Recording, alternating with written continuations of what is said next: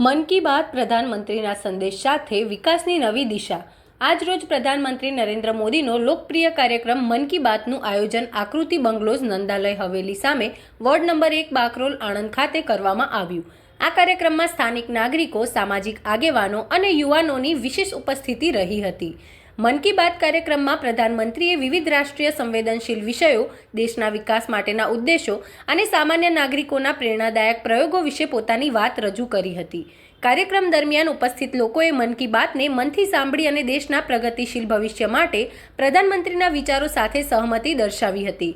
અનંતર ચર્ચા અને વિચારોનું આદાન પ્રદાન પણ યોજાયું, જેમાં સ્થાનિક સ્તરે વિકાસ અને સમાજ સેવાના મુદ્દાઓ પર ચર્ચા કરવામાં આવી। આપણા પ્રધાનમંત્રી શ્રી નરેન્દ્રભાઈ મોદી સાહેબ દ્વારા 2014માં વડાપ્રધાન બન્યા પછી દર મહિનાના છેલ્લા રવિવારે 11 વાગે આ મન કી બાતનો કાર્યક્રમ સમગ્ર દેશની અંદર પ્રસારિત કરવામાં આવે છે।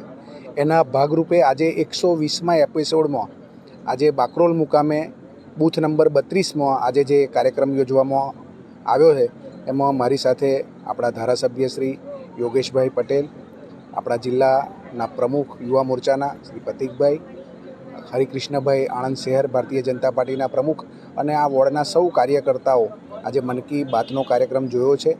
મોદી સાહેબના મનની વાત સાંભળી છે।